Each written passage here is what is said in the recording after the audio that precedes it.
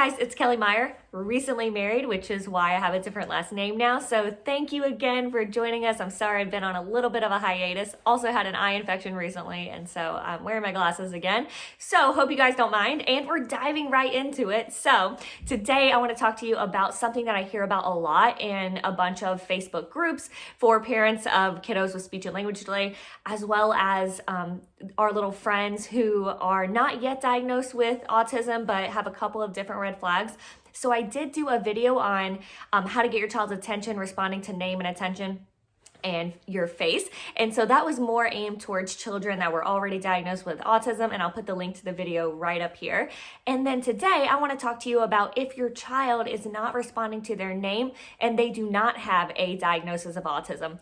And so usually, typically developing toddlers respond to their name consistently, meaning over and over again, at least 80% of the time, by the age of 12 months. So whenever we have a toddler in early intervention, or with no diagnosis previously, whenever your child is not responding to their name, a lot of times it could be that they are having difficulty with social interactions, and maybe it's also affecting their eye contact. Maybe it's also affecting playing social games like Giddy Up Horsey, Ring Around the Rosie, all of those early developing games that we see toddlers start to participate in socially at the age of 7 months and up.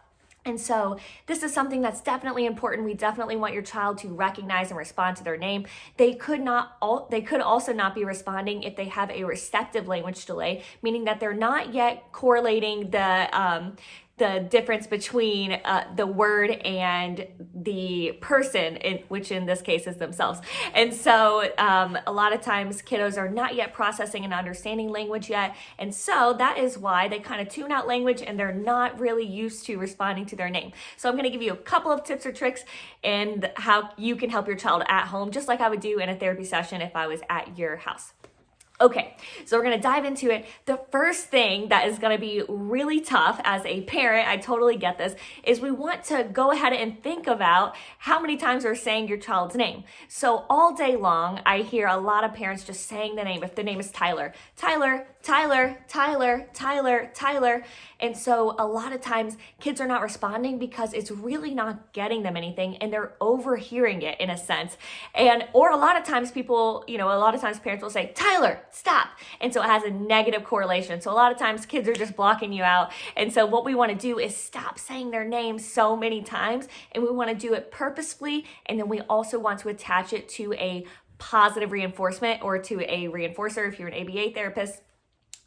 Or a natural consequence, which can be positive, like saying their name in a song, like doing a sing song, or while they're taking a bath, doing something that is a preferred activity, maybe putting them up on your feet for Airplane Baby, which is a great social game and activity because it promotes eye contact as well as interaction between you and your little one. No matter what age your child is, that's always a fun one that I like to use. And so you want to, maybe if your child's Tyler, again, put them on the feet, say, Tyler, and you can change your voice. A lot of times I do a whisper. If a child is not really listening, I start to whisper because the change in voice makes kiddos go, huh? What's she saying? And then it makes them feel like they're missing out on something. So then I just keep whispering, and that's super fun. Or again, you can sing, you can raise your voice really high, you can talk really low, do like a Darth Vader voice if you have a bunch of impressions in your pocket that you could use.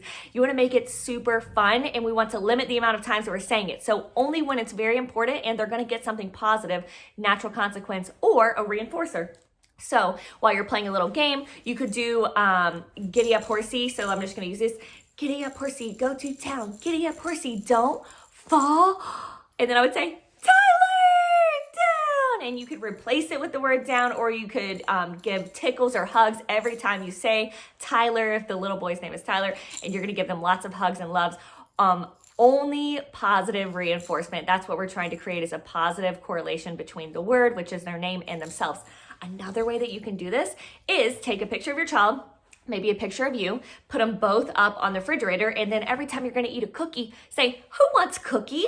Tyler or mommy, and you can point to the picture of yourself. And if your child points to themselves, then you say, yes, here, Tyler, Tyler, cookie, Tyler, cookie. Again, very simple language, 1 and 2 words, especially if your child has a receptive language delay.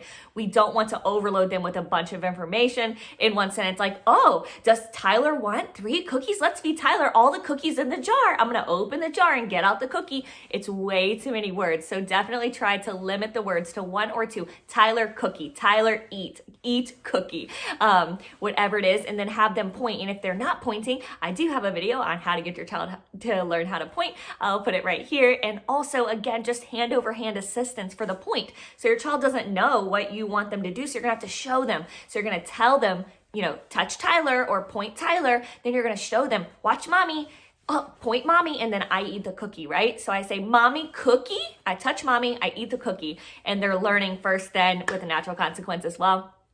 And then if they're still not doing it, again, you're gonna hand over hand, help them do it. So now you showed them, you told them how to do it, and then now you're gonna help them do it. And then the last way that you can do it is you can pair a super fun positive reinforcement like this. Tyler, and then maybe hide the bell or act really excited. So anytime you want Tyler, and we're gonna play a fun game, right? Set your timer, 5 minutes. Tyler! And you're saying their name, and then after you say their name, they can hit the bell, you can hit the bell. It's just something to get their attention more, but make sure you're saying the name before and or after you're actually hitting the bell so that they're not only responding to the bell. The last thing is you can use something like a granola bar. This is all I had, but you could use a cookie. Remember, we're not giving the child, a whole cookie. I would definitely break it apart into smaller pieces. So this is gonna get me a lot of trials. So every time, throughout the day, maybe 10 times, 11 times, however many I can get out of this, I would say, oh, Tyler! And I would feed Tyler the cookie or the granola bar or whatever it is. And that way, it's again, another positive reinforcer. It's another positive correlation between the name, which is their name, and something that they like. And so this is gonna raise motivation for them to attend to you whenever they say their name. And then eventually we're gonna build up the amount of times that we're saying their name and decrease the reinforcers over time. This isn't a one-day thing. This is, it has to be thought out, and it needs to be multiple times a day. Set your timer, work for 10 minutes at a time, maybe 5 times throughout the day. If you can squeeze in 3, then you can squeeze in 3. It's definitely gonna take some time, but if we do it correctly, it can definitely raise those social interaction. It can increase your child's attention skills. It can increase those that eye contact as well as responding to their name. So these are all fun things that you can do at home. Your child's going to end up loving their name as long as we're pairing it correctly with positive reinforcements. If you need other videos, make sure to check out my Instagram page. It's at Speedy Speech, as well as the Facebook page at Speedy Speech Path. And then as always, you can find me Speedy Speech on YouTube under all of the different playlists that we have. We have a language playlist, an apraxia playlist, a speech articulation playlist, and a behavior tips and strategies playlist. All for free for you guys. And you can also find me at speedyslp.com and sign up for our free newsletter that goes out every month for people who sign up for our email list. So thanks so much for watching, guys, and I'll see you next time.